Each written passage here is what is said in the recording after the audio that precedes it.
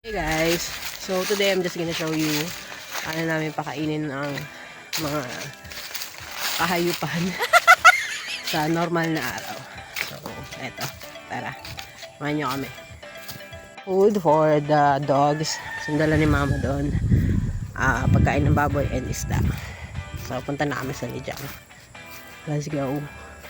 Ayan na nga guys. Ang unang pakakainin ay ang mga chimken. Ayan. Okay, kasunod na natin ang mga dogs at gutom na daw sila.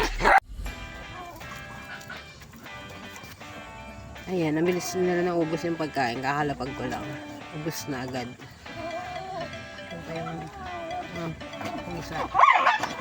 Oy! Kaaway pa! Guys!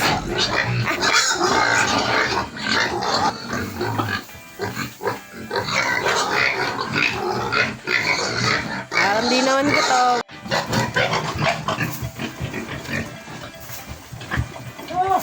Mga pigs naman.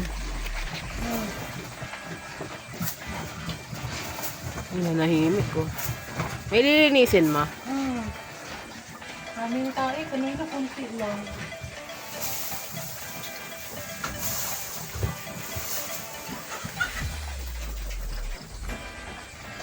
This is, ang next ay ang mga fish. Mga talo na sila, alam na nila.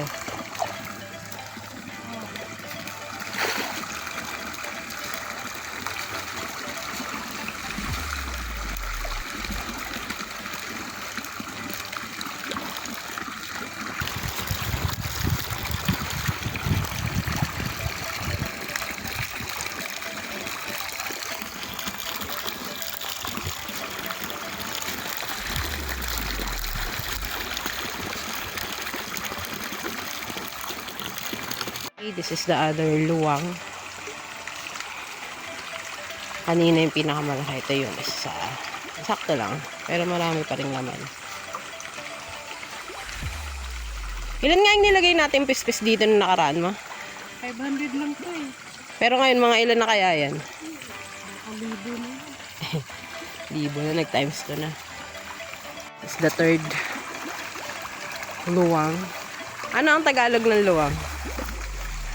Iwan. Basta yun, lagay ng pond na lang, pond guys, third pond.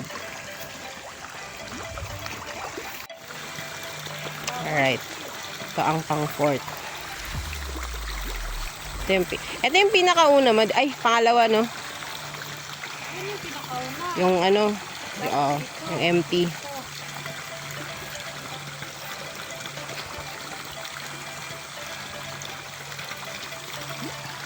Parang busog pa yung mga fish dito ah.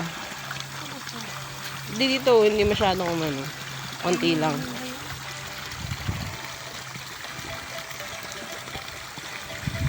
Okay, tapos na guys. Purot na. Purot ng baka guys. No more. Tingnan ko muna. So guys, yun lang.